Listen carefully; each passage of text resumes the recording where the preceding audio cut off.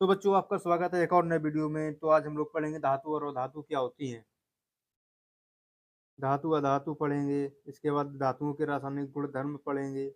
इसके बाद भौतिक गुण धर्म पढ़ेंगे। तो ये सब पढ़ेंगे हम लोग। तो पहले देखते हैं धातु और अधातु क्या होती है। धातु वे तत्व जो इलेक्ट्रॉन देने की प्रकृति रखते हैं धातु कहलाते हैं, जैसे सोडियम, मैग्नीशियम, कैल्शियम, आयरन इत्यादि। धातु ऊष्मा तथा विद्युत से के सुचालक होते हैं। ये बहुत ही इंपॉर्टेंट है, जो कि बोर्ड एग्जाम में आएंगे 2025 में, है ना बच्चों। तो इनको अच्छे से याद कर लीजिएगा। तो वो बात अलग है कि कौन से सेट में आ रहे हैं, कितना अच्छा आपका लक है।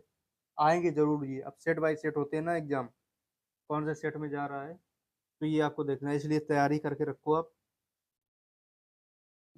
वे तत्व जो इलेक्ट्रॉन देते हैं वो होते हैं धातु। जैसे कि हमने कोई चीज आपको दी तो आप हो गए धातु। इनके भौतिक गुण क्या होते हैं। धातु ठोस और चमकीले होते हैं। ये ऊष्मा और विद्युत के सुचालक होते हैं। क्या होता है, ठोस और चमकीले होते हैं, लेकिन इसमें नमक नहीं आएगा।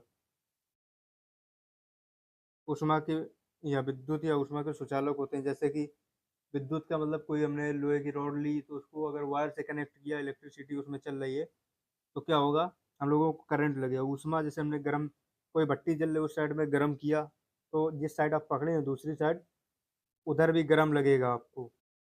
तो ये क्या होते हैं, ऊष्मा के सुचालक होते हैं। धातुएं तन्य होती हैं, यानी कि टाइट होती हैं। धातुएं आघातवर्ध होती हैं। धातुओं के रासायनिक गुणधर्म। अब इनके रासायनिक गुणधर्म क्या होते हैं। धातुओं की ऑक्सीजन से अपक्रिया, जब धातुओं की ऑक्सीजन से अपक्रिया करवाएंगे तो क्या होगा, इसके गुणधर्म में आते हैं ये धातुओं के। धातु, ये देख लीजिए, धातु ऑक्सीजन प्लस धातु ऑक्साइड। जो कोई भी धातु होगी अगर उससे ऑक्सीजन से क्रिया होगी तो क्या बनेगी, धातु ऑक्साइड। जैसे कि कॉपर धातु होती है, उसकी ऑक्सीजन से क्रिया कराएंगे तो क्या बनेगा, कॉपर डाइऑक्साइड।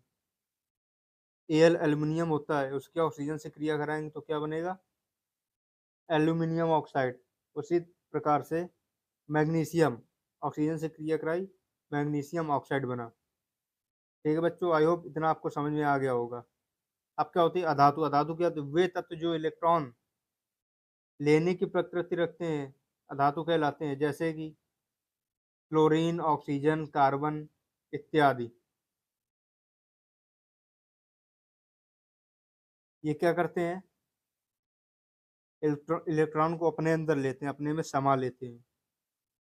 अधातुएं चमकीली नहीं होती हैं। आयोडीन अधातु होते हुए चमकीला है। आयोडीन यानी कि नमक जो होता है वो अधातु होता है, लेकिन फिर भी वो चमकीला है। बाकी जो अधातुएं होती हैं वो चमकीली नहीं होती, जैसे कि कोयला वगैरह मान लीजिए, ये चमकीला नहीं होता।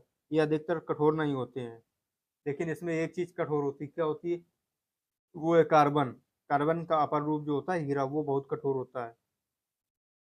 लेकिन होता क्या है, अधातु होता है, इसलिए ऊष्मा का संचालन नहीं करता है, और ना ही ऊर्जा का यानी कि इलेक्ट्रिसिटी या विद्युत का भी चालक नहीं होता है। धातुएं ठोस और गैसीय रूप में पाई जाती हैं, केवल ब्रोमीन को छोड़कर।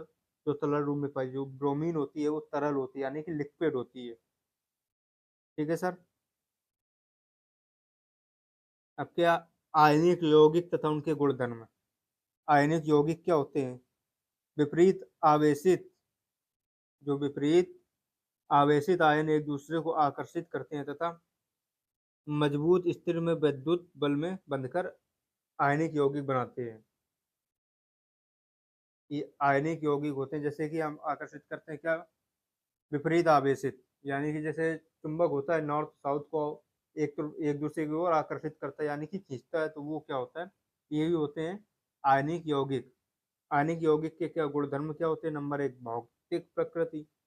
ये ठोस व कठोर होते हैं, ये सामान्य भंगुर होते हैं। गलनांक एवं क्वथनांक।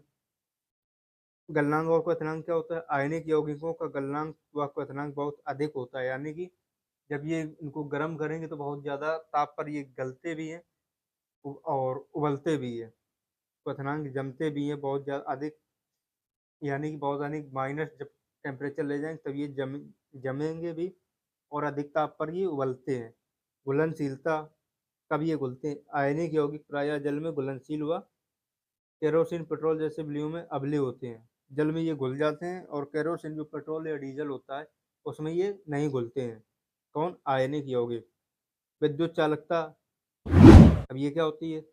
आयनिक यौगिक जलीय विलयन में और गलित रूप में विद्युत चालक करते हैं। ये ठोस में विद्युत चालन नहीं करते हैं। क्या होता है? जलीय विलयन और जब ये लिक्विड होते हैं या गले हुए पिघले हुए होते हैं हल्के से लावा की तरह, तब ये विद्युत का चालन करते हैं, मतलब विद्युत इनके इधर से उधर ट्रांसफर हो जाती है। लेकिन जब ठोस होते हैं तो विद्युत चालन नहीं करते हैं। तो बच्चों, मिलते हैं अगले वीडियो में। आपको समझ में आया हो, वीडियो अच्छी लगी तो वीडियो कर दीजिए लाइक और चैनल को कर लीजिएगा सब्सक्राइब। धन्यवाद।